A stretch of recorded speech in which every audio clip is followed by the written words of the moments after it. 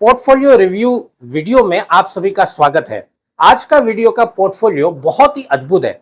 Investor जो कि हमारे फौजी भाई है, उन्होंने 91 अलग अलग फंड्स में इन्वेस्ट कर दिया।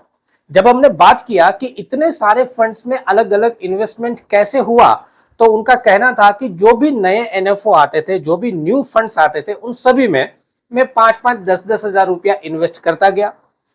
ऐसे केसेस में हमेशा इन्वेस्टर के दिमाग में यह होता है कि जब नया फंड आ रहा है तो उसकी एनएवी सिर्फ 10 रुपए की होती है, तो आज नहीं तो कल ये फंड बहुत ज्यादा रिटर्न मुझे जनरेट करके देंगे। लेकिन ये पूरी सच्चाई नहीं है, अधूरी सच्चाई है। और इस गलती को म्यूचुअल फंड की भाषा में एंकरिंग बाइस बोला जाता है, जहां पर इन्वेस्टर फ्यूचर का प्लानिंग किए बगैर ही हर एक फंड से प्रभावित होकर अपना पैसा इन्वेस्ट कर देते हैं। ये सारी चीजें इस वीडियो में समझेंगे। इसके साथ में इन्वेस्टर का यह भी गोल था कि मुझे मकान भी बनाना है और रिटायरमेंट का प्लानिंग भी करना है, तो मैं कैसे ये सारा प्लानिंग सूटेबल तरीके से कर पाऊंगा। और इन्हीं सब चीजों को मैनेज करने के लिए हमने इनका पोर्टफोलियो रिव्यू किया। आप भी अगर अपना पोर्टफोलियो रिव्यू करना चाहते हैं तो स्क्रीन के ऊपर एक स्कैनर दिख रहा है, जिसके ऊपर 499 रुपीज पेड करके दिए हुए नंबर पर आपको स्क्रीनशॉट भेजना है। हमारी तरफ से आपको कंसल्टेशन कॉल आ जाएगा। आपकी पूरी कंसल्टेशन करने के बाद आपका पोर्टफोलियो रेडी करके हम आपको प्रस्तुत करेंगे। तो आइए सबसे पहले पोर्टफोलियो को समझते हैं। सबसे डेंजर और सबसे बड़ी जो गलती है उसके ऊपर सबसे पहले फोकस करते हैं। यहाँ पर देखिए 91 अलग अलग फंड्स के ऊपर इन्होंने होल्डिंग्स ले रखी है। अब ये सारे फंड्स में बोर्ड्स के ऊपर लिख भी नहीं सकता हूं, लेकिन जब हम बगैर सोचे समझे किसी नए आने वाले फंड से प्रभावित होके इन्वेस्टमेंट कर देते हैं, तो इसको म्यूचुअल फंड की भाषा में बोला जाता है एंकरिंग बाइज या फिर फोकसलिज्म। इसकी परिभाषा क्या होती है? Relying to heavily on the first pieces of information received. जब पहली बार इंफॉर्मेशन मिलती है तो उसके द्वारा बहुत ज्यादा प्रभावित होकर हम इन्वेस्ट करना शुरू कर देते हैं। Such as initial price of fund, fund की इनिशियल प्राइस को देख के, इसको बोलते हैं एंकरिंग बाइज। लेकिन यहाँ प्रॉब्लम क्या होती है कि ये फंड भविष्य में कैसा करेगा कैसा नहीं करेगा, इस चीज के बारे में हमको पर्याप्त जानकारी नहीं होती है। इसीलिए पोर्टफोलियो की डिजाइन ऐसी बनती है। 91 फंड्स में होल्डिंग्स ले रखा है और टोटल अगर अमाउंट इन्वेस्टेड आप देखें तो ज्यादा से ज्यादा 8 से 9 लाख रुपए का अमाउंट है। अगर 9 लाख के अमाउंट में आप 91 फंड्स को डिवाइड करेंगे तो एक फंड के हिस्से में मुश्किल से 10,000 रुपया आ रहा है।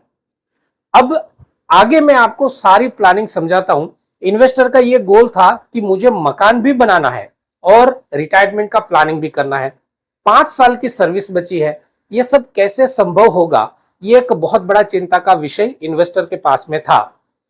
पोर्टफोलियो इसका कैसे डिजाइन होगा उसको समझते हैं। तो सबसे पहले इन्वेस्टर की प्रोफाइल समझते हैं। देखिए एज है 42 ईयर, 42 ईयर की एज है। डिपेंडेंट्स 3 है, जिसमें 15 साल का एक बेटा है और 10 साल की एक बेटी है। सर्विस स्टेटस अगर हम समझे तो 23 ईयर सर्विस हो चुकी है और प्लानिंग है कि 5 साल सर्विस और करनी है और उसके बाद में रिटायरमेंट आने वाला है। अर्निंग की बात करें तो अभी ग्रोस अर्निंग जो है 94,000 के आसपास में है।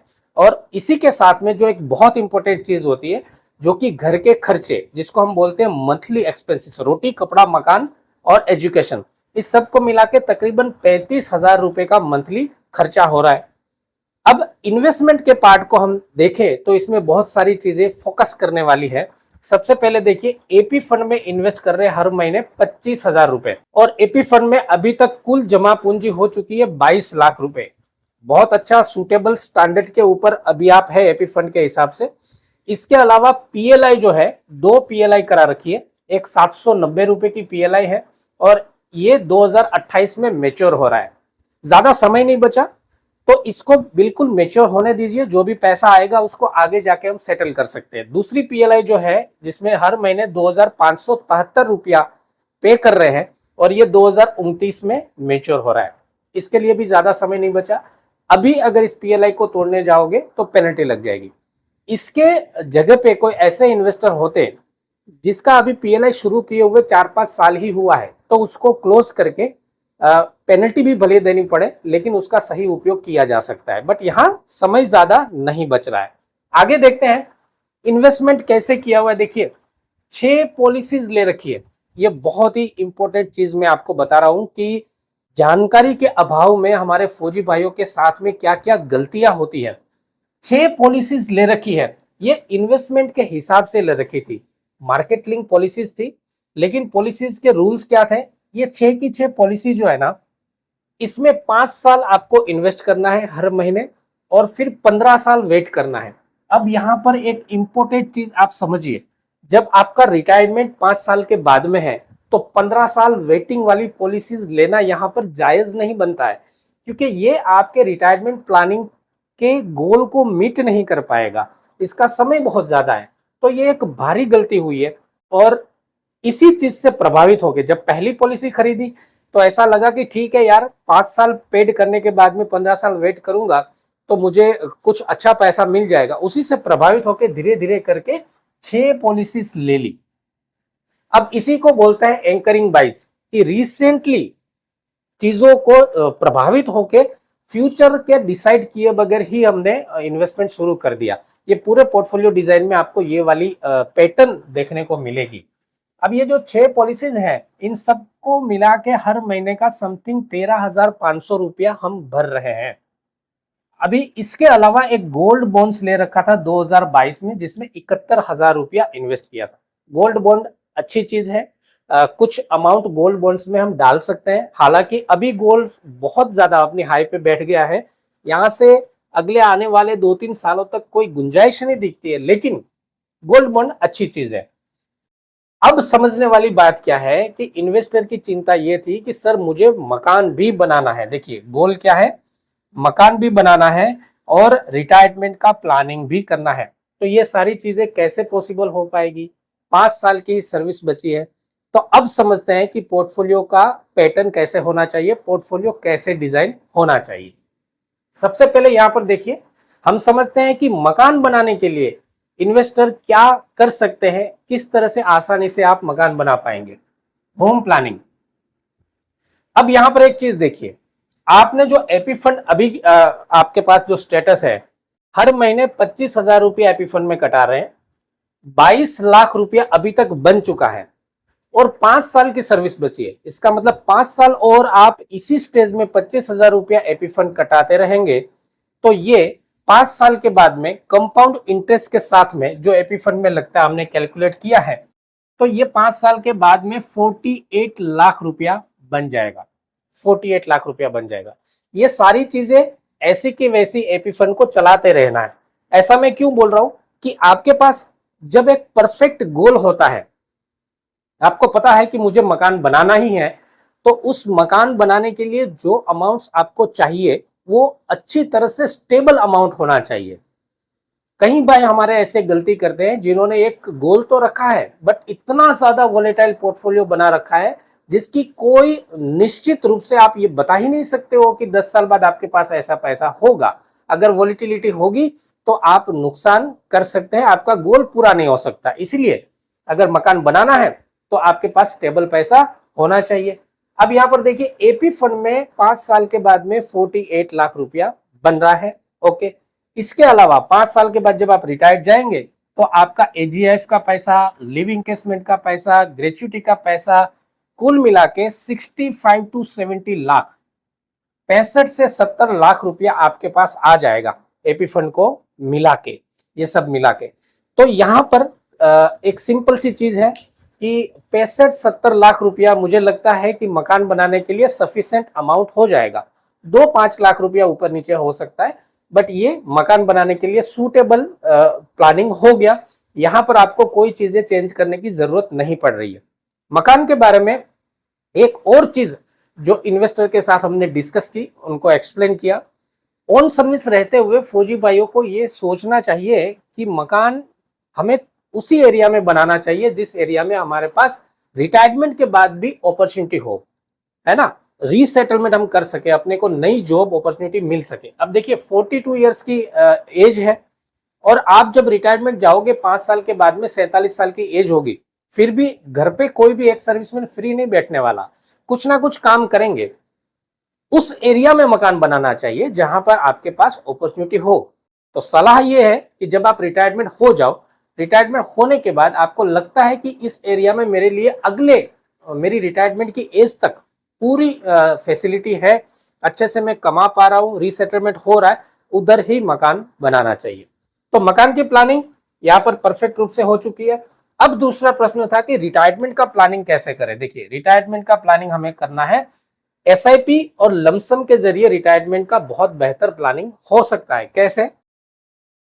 अगर आप कैलकुलेशन करें जो पर मंथ की इनकी इनकम है, यहां पर देखिए 94,000 आपकी इनकम है और 35,000 रुपए का खर्चा आ रहा है, उसके अलावा 25,000 आप एपी फंड में कटा रहे हो, कुल मिला के यहां पर हर महीने फिर भी आपके पास 34,000 की सेविंग बन रही है। 34,000 की सेविंग बन रही है। इसमें ये जो 13,500 रुपया जा रहा है वो तो इन्वेस्टमेंट के तौर पे जा रहा है, उसको हमने कैलकुलेशन में नहीं लिया। अब यहां पर जो एसआईपी का कैलकुलेशन आ रहा है, जो कि परफेक्ट कैलकुलेशन करके हमने इन्वेस्टर को दिया था, एसआईपी कैलकुलेशन करने का एक प्रॉपर फॉर्मूला होता है, प्रॉपर टेबल होता है, जिसमें इन्फ्लेशन रेट को, महंगाई दर को समझते हुए अगले 10 सालों की, 20 सालों की प्लानिंग की जाती है। उस हिसाब से पर मंथ 29,000 की एसआईपी इन्वेस्टर को करनी चाहिए। ये 60 साल की एज तक कंटिन्यू जारी रखनी है। अगर हम ये रख पाते हैं तो 60 साल की एज में आराम से 2,22,00,000 रुपए का कॉर्पस आपके पास हो जा रहा है। मकान तो आपका हो गया इस पैसों से, रिटायरमेंट के पैसों से। अब आपका जो रिटायरमेंट है, जो लास्ट आपके पास पूंजी होनी चाहिए, उस पूंजी की बात हो रही है। 29,000 की एसआईपी से ही आप 2,22,00,000 रुपया जमा कर पा रहे हैं। अब आइए लमसम, जो ये पहले के इन्वेस्टमेंट कर रखे थे, जो गलत इन्वेस्टमेंट चल रहे थे, उस इन्वेस्टमेंट को विड्रॉल करके आपके पास तकरीबन 9 लाख रुपए का अमाउंट आ रहा है। वो 9 लाख रुपया अमाउंट अगर अभी से म्यूचुअल फंड में सही पोर्टफोलियो में आप लमसम में इन्वेस्ट कर दे तो यहां भी एक मैजिक क्रिएट होगा, जादू क्रिएट होगा। क्या होगा? 9 लाख रुपया है, सिंपल सा कैलकुलेशन है, 13% का सीएजीआर हर साल जनरेट होता है, तो 10 साल के पीरियड में ये जो पैसा है ना, ये बनता है 3 गुना। 3 गुना पैसा बनेगा तो ये 27 लाख रुपया बन जाएगा। 9 तिया 27 लाख। और इसी अमाउंट को अगले 10 साल और रहने देते हैं, यानी कि 20 साल हो गया तो ये पैसा 9 गुना बनता है। काफी लोगों को इस कैलकुलेशन में मिस्टेक होता है, ये पैसा बनता है 9 गुना। तो 9 लाख जो हमने इन्वेस्ट किया था, ये 20 साल के बाद में आराम से 81 लाख रुपया बन जाएगा, 81 लाख रुपया। अब दोनों को जरा प्लस करके देखते हैं। एसआईपी से बना था हमारा 2,22,00,000 रुपया और लमसम से बना 81 लाख रुपया। दोनों को मिला के आपके पास 3,03,00,000 रुपए का कॉर्पस जमा हो सकता है। किसी भी डिफेंस पर्सनल की लाइफ में, रिटायरमेंट के प्लानिंग में अगर 3 करोड़ रुपया आपके पास है, मैं ये समझता हूं कि मोर देन सफिशिएंट अमाउंट है। इस 3 करोड़ रुपए में आप जिंदगी भर अगर एसडब्ल्यूपी कर लेंगे तो ये पैसा खत्म नहीं होगा।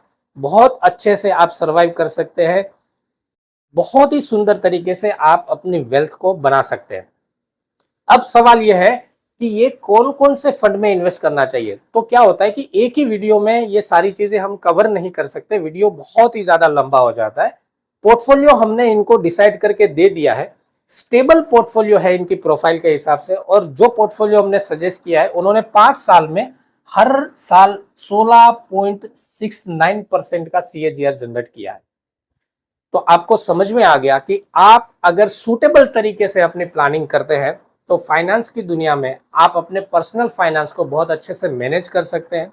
इंपॉर्टेंट ये चीज है कि आपके पास जो चीजें हैं उन्हीं को मैनेज करके आप आगे बढ़ सकते हैं और ज्यादा कोई जोर नहीं लगाना पड़ रहा है। अगर आप भी अपना पोर्टफोलियो रिव्यू कराना चाहते हैं, प्लानिंग कराना चाहते हैं, तो स्कैनर जो दिया है उसके ऊपर 499 रुपीज जस्ट आपने पेड करना है और दिए हुए नंबर पे स्क्रीनशॉट शेयर करना है। हम आपको सारी सर्विसेज उपलब्ध कराएंगे लाइफ टाइम के लिए। आपके असिस्टेंट के तौर पे हम आपको फाइनेंशियल गाइड देंगे। इस वीडियो को ज्यादा से ज्यादा अपने फौजी भाइयों के साथ शेयर कीजिएगा। हमारी मेहनत पसंद आ रही है तो वीडियो को लाइक जरूर कीजिएगा और जो भी क्वेश्चन है कमेंट्स के माध्यम से जरूर पूछिएगा। नमस्कार, जय हिंद।